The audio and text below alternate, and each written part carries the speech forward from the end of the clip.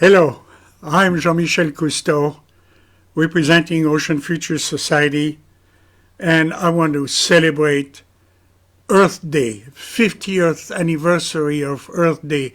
It's a very, very important time for the whole population of the planet to get together to celebrate this time, which gives us a chance to take care of what we all depend upon. I want to say that because of the COVID virus, we've lost a lot of people, and I feel so sorry for their family, their friends, their children. And we need to do everything we can so this doesn't continue to happen and will stop. And I believe that we need to take care of our planet Earth, and we have a lot of things to do. Climate change is something that a lot of industries, decision makers, politicians have rejected.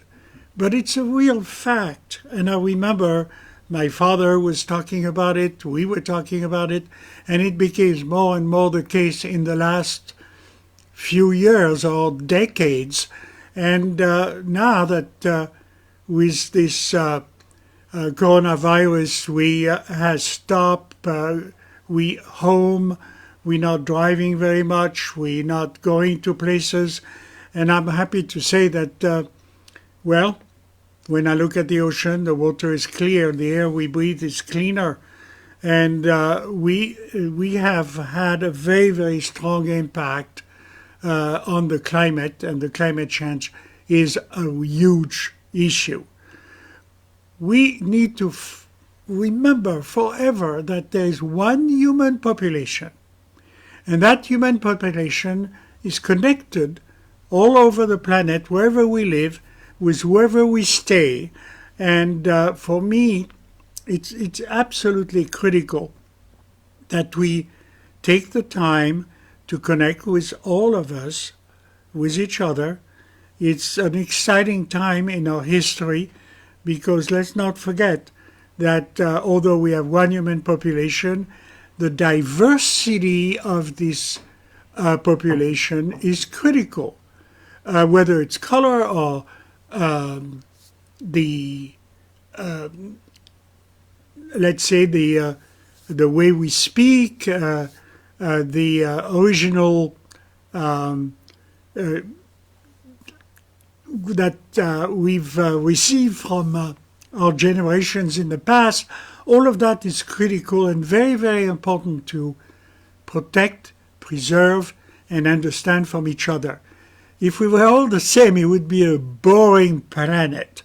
But fortunately, we are in a place where today we really have huge opportunities to understand other people, cultures, their history, where they're coming from, what they believe in, whether it's the different parts of the planet, people living on tiny little islands or living on the big places.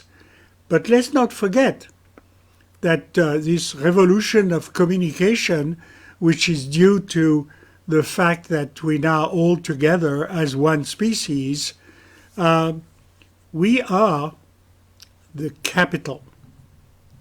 And the capital is every species.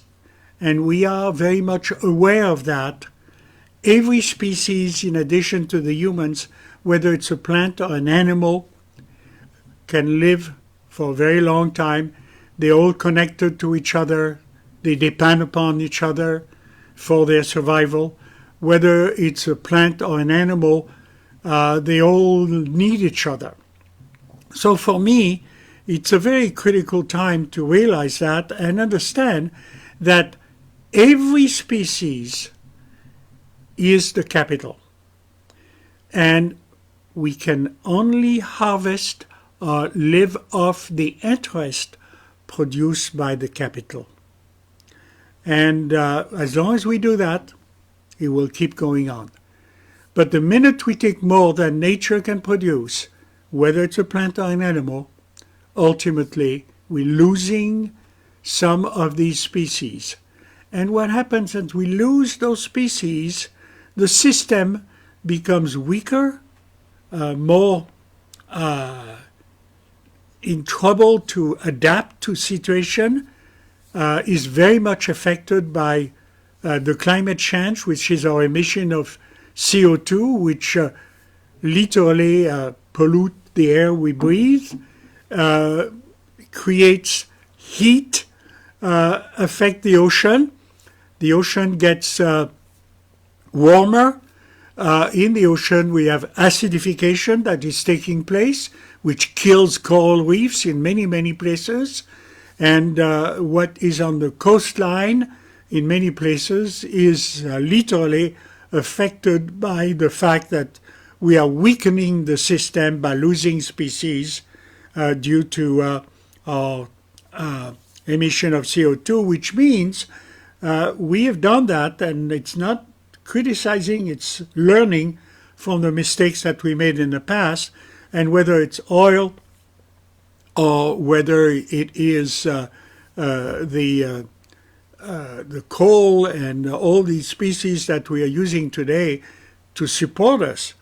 Well, look, today with the Earth Day and people staying at home, there's much less emission of CO2, which means we need to focus more and more and more and help the industries and the decision makers make much better decisions and make sure they can still do business. And whether it has to do with, let's say, the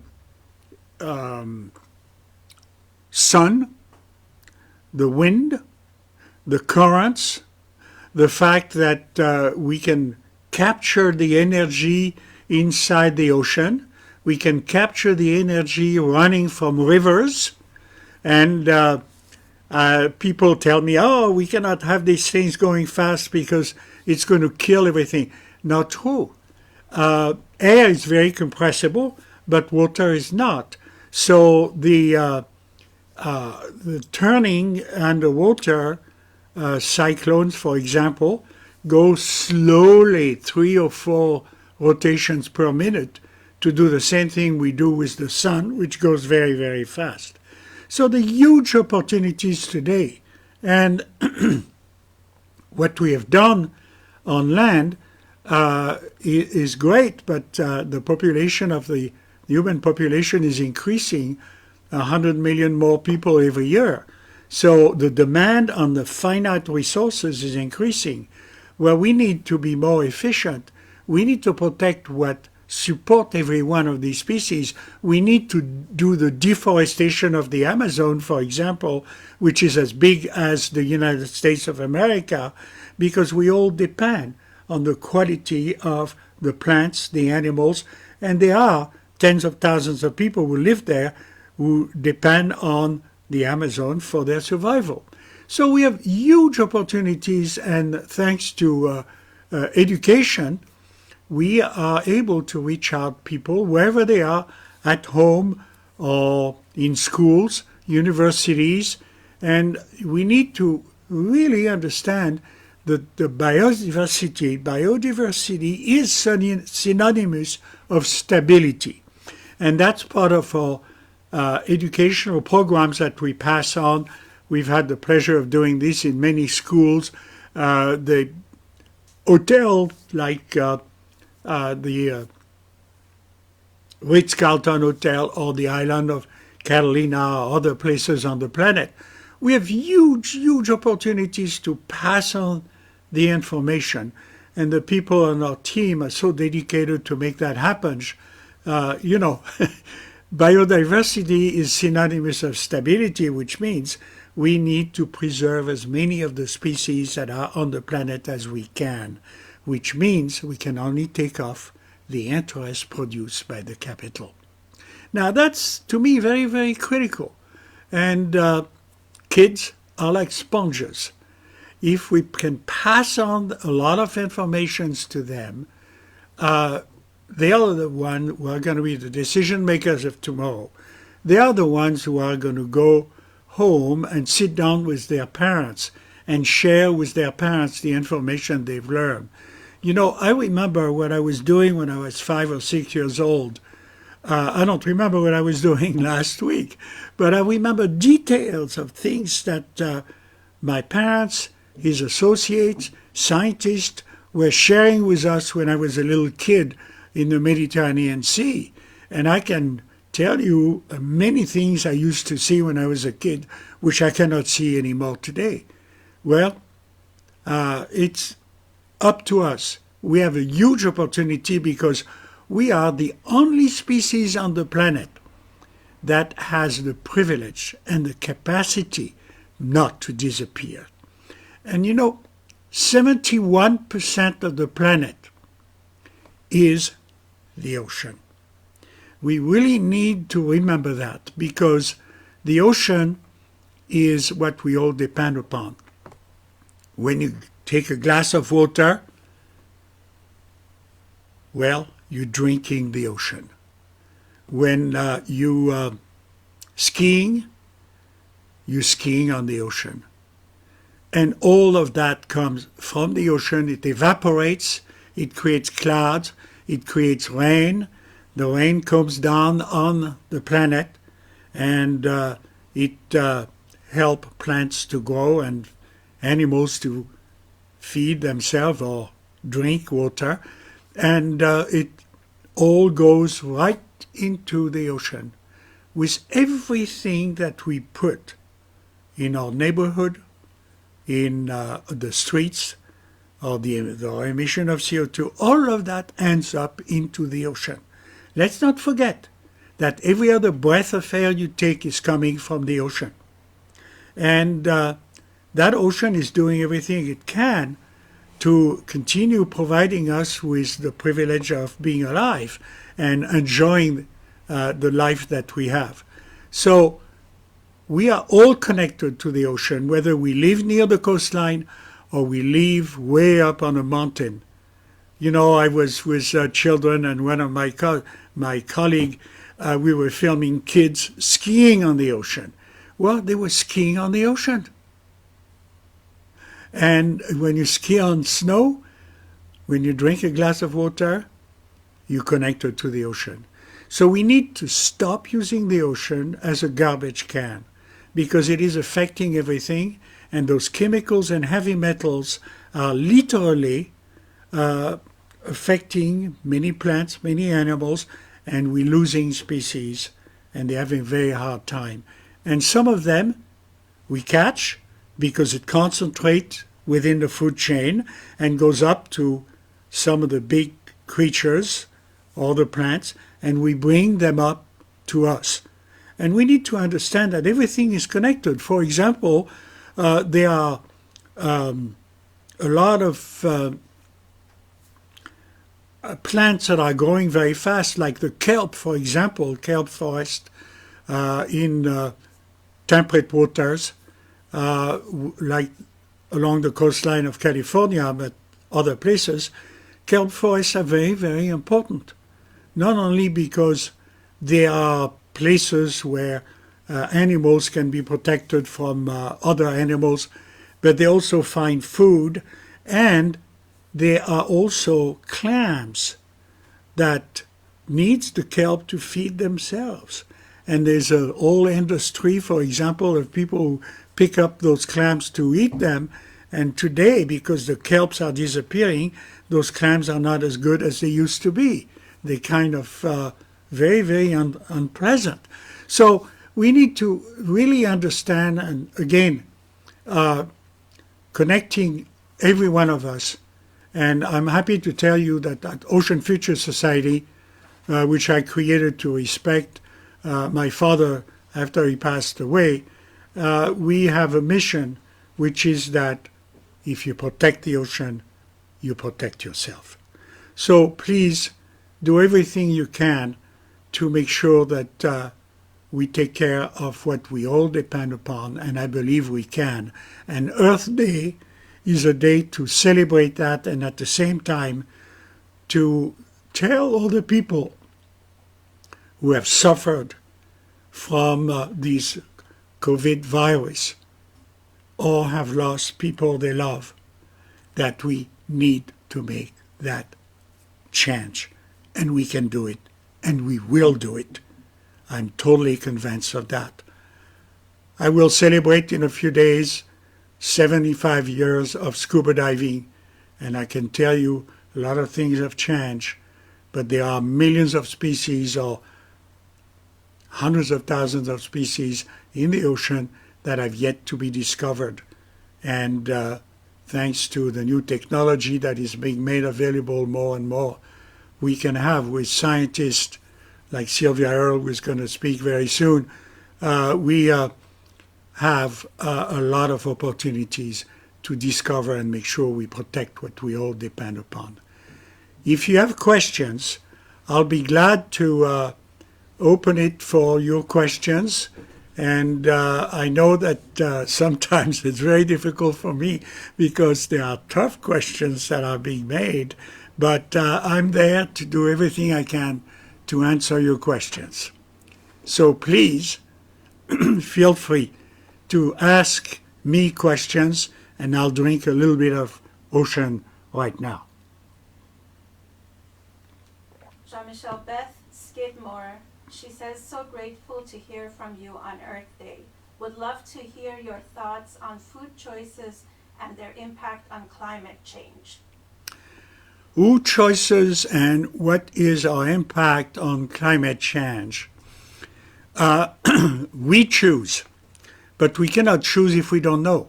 So education is very critical, and that's why it's very important to share information with the public at large.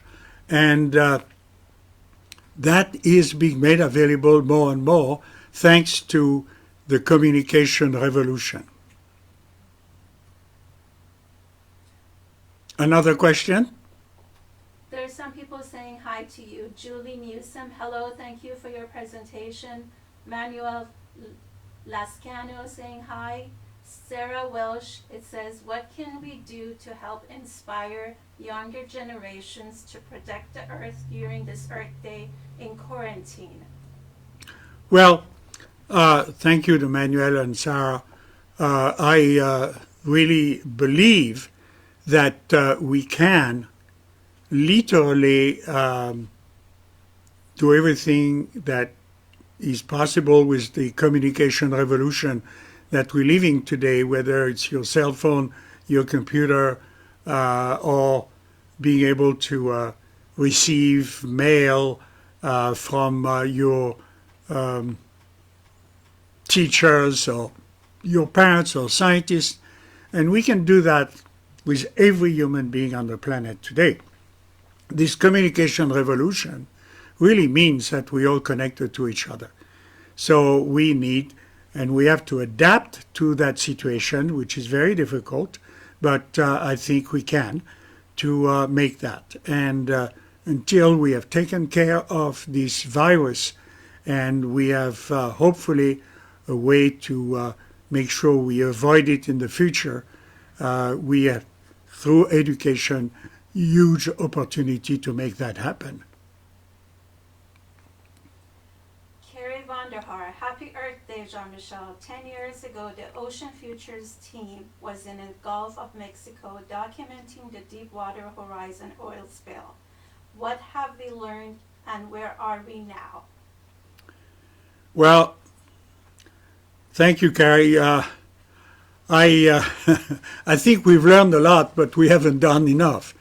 And those oil spills in the ocean, which have created huge catastrophes, destroys millions of animals and plants, and we've done that repeatedly, and including in the recent past. We need to again stop taking all that oil from the ocean, which is coming, and from the land, which is coming from very, very, very deep, over thousands and thousands of years that have passed, when it has accumulated down there in the deep part of the planet. And we go and get it for cars, for airplanes, for all the use that we make today.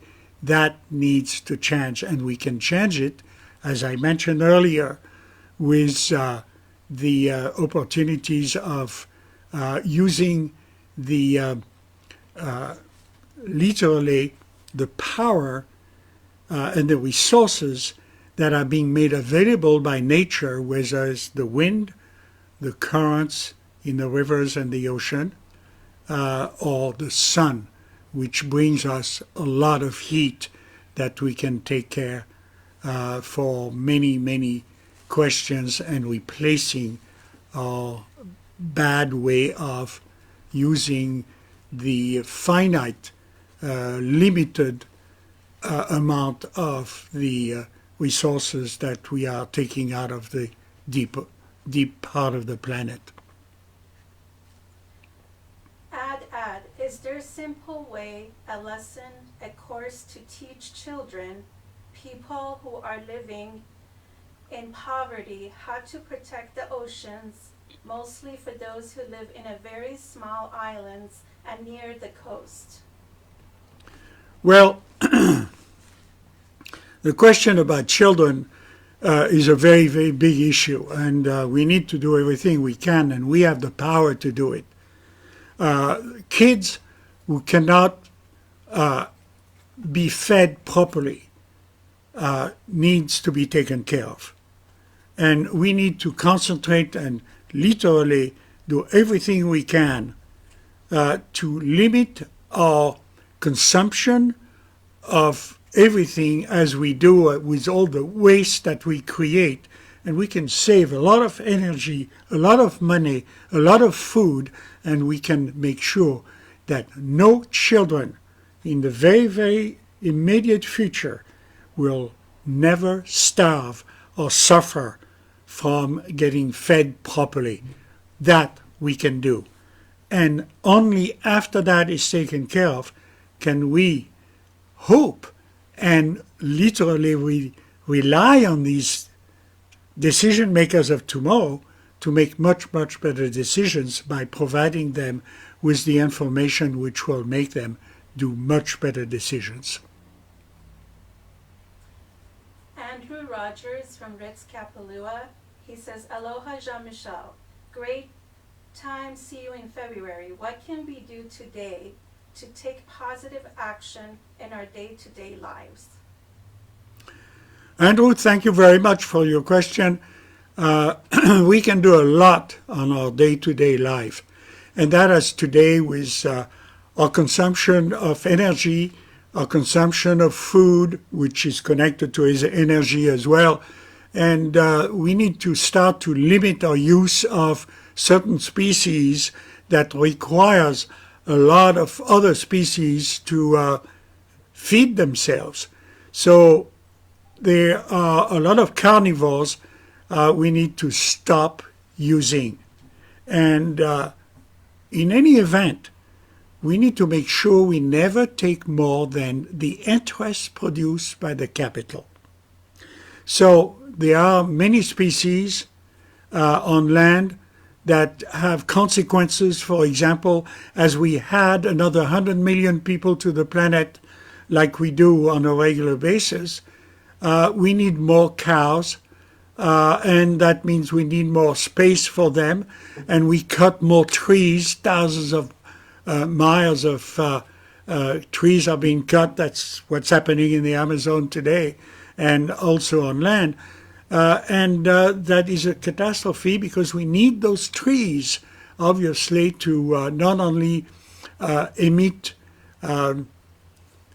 biodiversity, humidity, and food for many, many species. And the system is getting weaker, and that's why we have the climate change.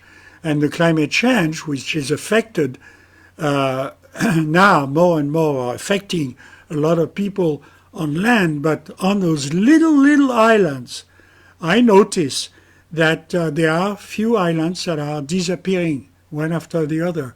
What happened in the Caribbean not long ago was horrible because of these cyclones and tornadoes, which are now being propelled more and more often and are affecting the coastlines and the land. And we've seen some people in the middle of the United States just recently having not only their home being destroyed, but being killed by those horrible situations that we are responsible for. We can limit that, slow it down, protect the coastline and those islands where there are people who are desperately trying to stay where they grew up, and they depend on the ocean that surrounds their islands, but we're taking more than the ocean can produce. So we need to literally slow down our consumption and limit our waste, which can help a lot of people on the planet. Kimberly Ray, hello from Marine Conservation Network. What would you say to everyone online, the one main reason above everything else as to why the ocean's health leads us to a better future? Well, adopting ocean health is really something that we should all want to adapt to everything we do all the time. And I'm the first one who want to do it to myself, but we need every one of us to do it. And that has to do with what we drink, what we consume, and our waste. And also what we use, whether it's our automobiles or other sources of energy, the heat we need, how to get cold, the wind, ventilations, the carry-on bags for food, and the cups that we drink from, and on and on and on.